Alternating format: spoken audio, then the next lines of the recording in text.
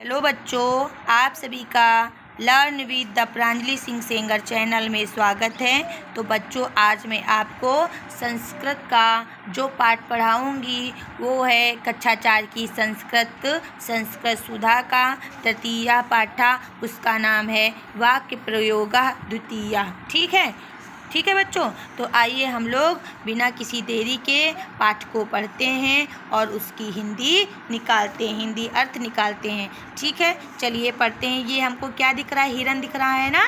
तो चलिए आइए पढ़ते हैं। क्या लिखा है? मृगः धावति। मृगः मीन्स होता है एक हिरन, धावति दौड़ता है, एक हिरन दौड़ता है। अयम धावति, अयम का अर्थ होता है यह, अयम धावति यह दौड़ता है। मृगो धावता, मृगो मीन्स दो हिरन, धावता दौड़ते हैं, इमो धावता ये दोनों दौड़ते हैं, मृगाः धावन्ति बहुत सारे हिरन दौड़ते हैं, इमे धावन्ति ये सब दौड़ते हैं। उसके बाद आते हैं पिपीलिका चलती। पिपीलिका मीन्स होता है एक चींटी चलती है। इयम चलती यह चलती है। पिपीलिके चलता दो चींटियाँ चलती हैं। इमे चलता ये दोनों चलती हैं। पिपीलिकाः चलन्ति बहुत सारी चींटियाँ चलती हैं। इमाः चलन्ति ये सब चलती हैं। विमानम उड्डयति, विमानम मीन्स हवाई जहाज उड़ता है। इदम उड्डयति यह उड़ता है। विमाने उड्डयतः दो विमान उड़ते हैं। इमे उड्डयता ये दोनों उड़ते हैं। विमानानि उड्डयन्ति बहुत सारे विमान उड़ते हैं। इमानि उड्डयन्ति ये सब उड़ते हैं। ठीक है, उसके बाद आते हैं, ये हो गया पूरा इसका अर्थ। अब इसका है अभ्यास। तो आइए पढ़ते हैं नेक्स्ट पेज पे क्या लिखा हुआ है। ठीक है, क्या लिखा हुआ है ये देखो, शब्दार्थ लिखे। शब्दार्थाः, अयम मीन्स होता है यह, काः मीन्स कौन, मृगः मीन्स हिरन, विमानम मीन्स हवाई जहाज, पिपीलिका मीन्स चींटी, उड्डयत मीन्स उड़ता है। अभ्यासाः, अब अभ्यास करते हैं।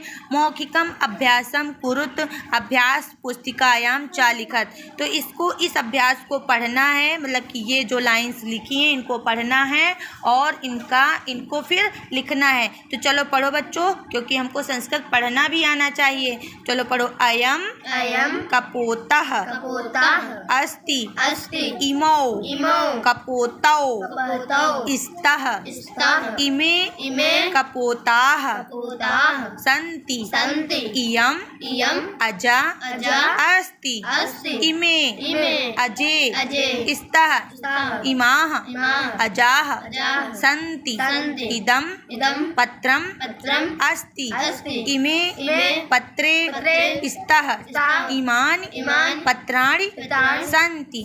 अब चलो इसका अर्थ बता देते। अयम मीन्स होता है यह, कपोतः मीन्स कबूतर, अस्ति मीन्स है यह कबूतर है, इमो कपोतो स्तः ये दोनों कबूतर हैं, इमे कपोताः सन्ति ये सब कबूतर हैं। इयम अजा अस्ति, इयम मीन्स या, अजा मीन्स बकरी, अस्ति मीन्स है यह बकरी है, इमे अजे स्तः ये दोनों बकरियां हैं, इमाः अजाः सन्ति ये सब बकरियां हैं, इदं पत्रम् अस्ति यह पत्र है, इमे पत्रे स्तः ये दोनों पत्र हैं, इमानि पत्राणि सन्ति ये सब पत्र हैं।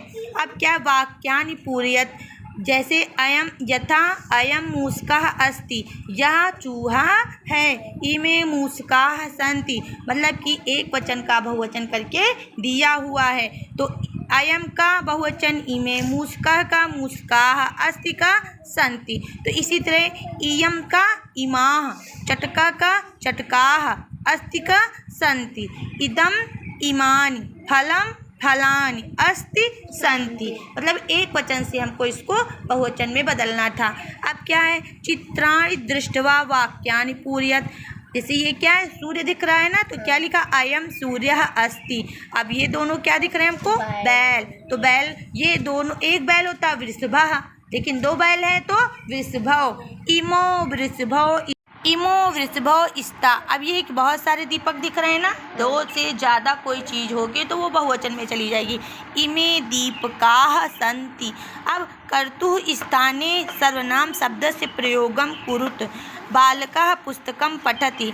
तो उसके जैसे उसको सर्वनाम कैसे बनेगा? बालका का क्या हो जाएगा? सह। पुस्तकम पुस्तकम, पठति पठति। वानरो तो तौ, वानरो तौ, ठीक है। तो वानरों का क्या हो जाएगा? तौ। इसे वानरः होता तो सह, ठीक है। अगर एक वचन है तो उसका जो सर्वनाम होगा वो भी एक वचन होगा। अगर कोई चीज़ संज्ञा द्विवचन है तो उसका सर्वनाम भी द्विवचन का लिखा जाएगा। अगर संज्ञा बहुवचन की है तो उसका सर्वनाम भी बहुवचन का लिखा जाएगा। तो वानरों का हो जाएगा तौ। फलम खादतः, शशकः तृणम खादति, शशकः क्या हो जाएगा? सह, ठीक है। तृणम खादति। छात्रा विद्यालयं गच्छति, छात्रा सा विद्यालयं गच्छत। अब लिखा उचित पदम चित्वा वाक्यम पूरयत। अयम बालः हसति, ठीक है।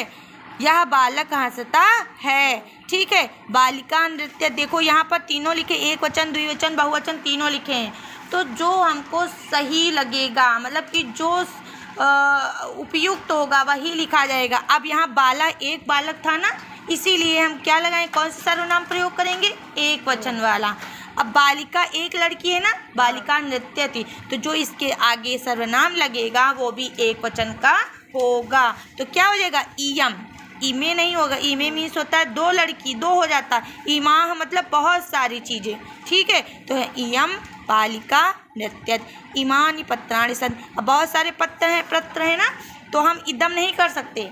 क्यों? इदम एक वचन को प्रस्तुत कर रहा है, इमे द्विवचन को प्रस्तुत कर रहा है, इमानी बहुवचन को प्रस्तुत कर रहा है। तो जो उपयुक्त सर्वनाम प्रयोग होगा वो है इमानी, ठीक है। इमानी पत्राणि सन्ति। समझ में आया कि नहीं?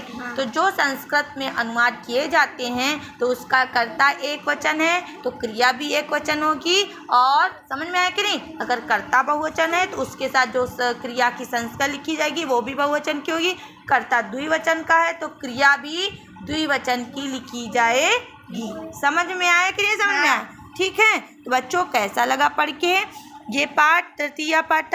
जरूर बताएं। चैनल पर नए हैं तो सब्सक्राइब करें। इसी तरह अपने ज्ञान को बढ़ाएं। और हम सारे सब्जेक्ट 5 क्लास 8 तक के सभी सब्जेक्ट पढ़ाते हैं, तो प्लीज़ ज़रूर चैनल को सब्सक्राइब करें, वीडियो को वॉच करें। धन्यवाद। Bye bye.